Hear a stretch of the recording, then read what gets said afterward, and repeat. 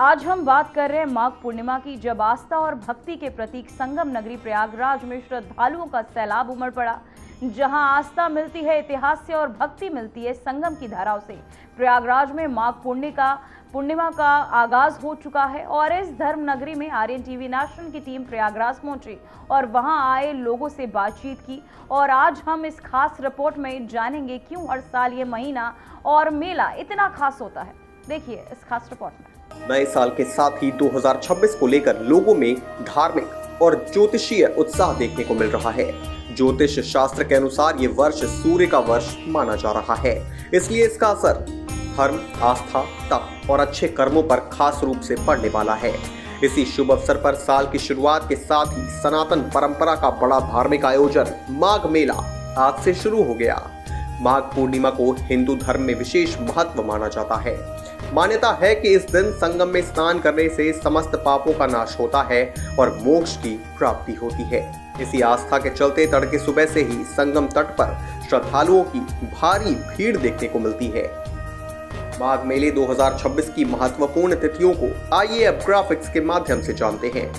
माघ मेले 2026 का महत्वपूर्ण तिथियां: पौष पूर्णिमा शुरुआत 3 जनवरी 2026, मकर संक्रांति शाही स्नान 14 जनवरी 2026, मौनी अमावस्या शाही स्नान 18 जनवरी 2026, बसंत पंचमी शाही स्नान 23 जनवरी 2026, माघी पूर्णिमा मुख्य स्नान 1 फरवरी 2026, महाशिवरात्रि समापन 15 फरवरी 2026। माघ मेला को लेकर उत्तर प्रदेश परिवहन निगम की ओर से रिजर्व बसों की भी व्यवस्था की गई है। माघ मेला प्राधिकरण की मांग पर जरूरत के अनुसार अतिरिक्त बसों में संबंधित क्षेत्रों से उपलब्ध कराई गई है। माघ मेले के शुरू होते ही प्रयागराज के संगम तट पर श्रद्धालुओं की भारी भीड़ देखने को मिल रही है। देश के अलग अलग राज्यों से आए श्रद्धालु, संत और कल्पवासी संगम में पवित्र स्नान कर रहे हैं।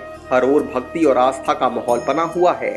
हिंदू पुराणों के अनुसार प्रयागराज को तीर्थ राज यानी सभी तीर्थों का राजा कहा जाता है।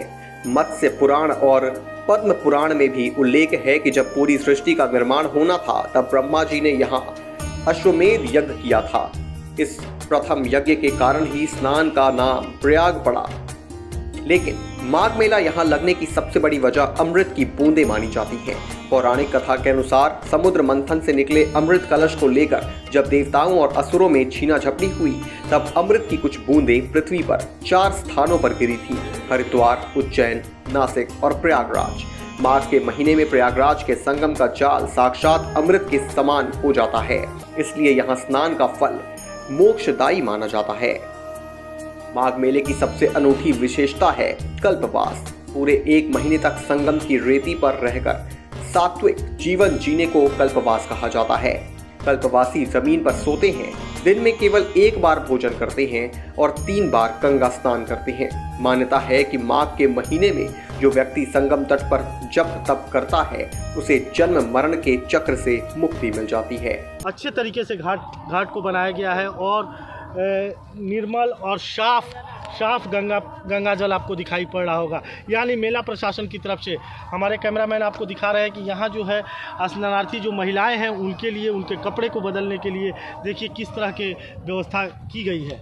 और आप देख सकते हैं कि कितनी स्वच्छ और निर्मल पानी और बहुत साफ सुथरे तरीके से ऐसे कई घाटों का निर्माण मेला प्रशासन ने किया है। प्रयागराज में माघ मेला का आगाज हो चुका है। ये धार्मिक आयोजन 15 फरवरी तक चलेगा।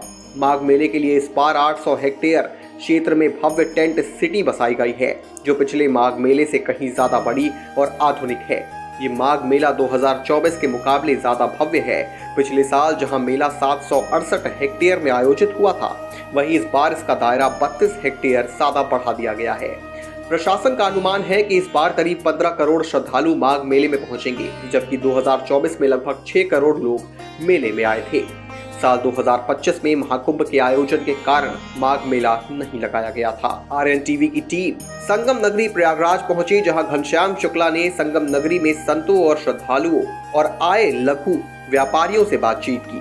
पौष पूर्णिमा का हमारे लिए इतना शुभ महत्व है कि जो ये माघ की स्नान की दशा सुधर रही है, मकर की गति आ रही है, उसमें सारे देवी देवता इस प्रयाग क्षेत्र में पधार चुके हैं और जो अभी नहीं पहुँचे हैं वो आज रात तक सारे लोग आ जाएंगे।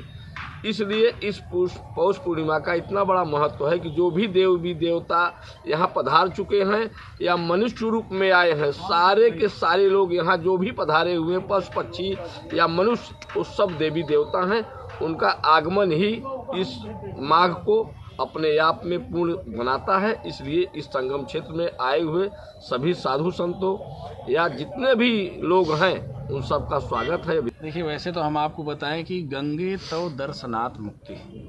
अगर प्राणी माँ गंगा का सिर्फ दर्शन कर ले तो उसका कल्याण हो जाता है। स्नान की तो बात छोड़िए, यदि स्नान हो जाए और वो भी पूर्णिमा जैसे पर्व में स्नान हो जाए तो बहुत ही कल्याण होता है। इस बात का ध्यान, उसका बहुत बड़ा महत्व है। जो पूर्णिमा में स्नान दान इत्यादि करते हैं उसकी बहुत विशेष महिमा है। और हम आपको बताना चाहें कि माँ गंगा का जो ये यहाँ पर मेला लगता है तो ये सभी तीर्थों का राजा है, तीर्थराज प्रयाग। यदि आप लोगों के यहाँ कोई फंक्शन आप लोग करते हैं, कोई उत्सव करते हैं, तो आप लोग अपने रिश्तेदारों को बुलाते हैं, अपने घर परिवार, अपने समाज को बुलाते हैं। तो जब तीर्थराज प्रयाग में जब यहाँ पर उत्सव होता है तो तीर्थराज प्रयाग अपने संबंधियों को बुलाते हैं। पौष पूर्णिमा का स्नान है, सभी देवी देवता गंगा जी में वास करते हैं और जो पूर्ण वनवासी स्नान करते हैं उनके जितने भी पाप होते हैं वो सब नष्ट हो जाते हैं और उनके पुरखे भी तर जाते हैं, पितरों को भी शांति मिलती है। ये पूर्णमास का महत्व है। देखिए, आपने बताया कि इस पौष पूर्णिमा के स्नान पे जो है, अगर स्नान कोई कर लेता है तो उनके पितृ तक तृप्त हो जाते हैं। यानी ये बहुत बड़ा स्नान है। यहाँ कल के स्नान में सारे देवी देवता यहाँ संगम की रेती पे जो ये मेला लग रहा है यानी माँ गंगा के घाट पे उपस्थित रहते हैं, चाहे वो किसी न किसी रूप में। मैं घनश्याम शुक्ला, आर्यन टीवी, माघ मेला, प्रयागराज। इस बार माघ मेले में कई नई सुविधाएं जोड़ी गई हैं। पहली बार AI कैमरों से श्रद्धालुओं की निगरानी की जाएगी, जिससे सुरक्षा व्यवस्था और बेहतर होगी। श्रद्धालुओं को समान अनुभव देने के लिए VIP मूवमेंट को पूरी तरह खत्म कर दिया गया है। मेले में जगह जगह फाउंटेन लगाए गए हैं। इसके साथ ही हेलीकॉप्टर राइड, कला, ग्राम और संस्कृति गतिविधियों को भी व्यवस्था की जा रही है। Bureau report, RNTV national.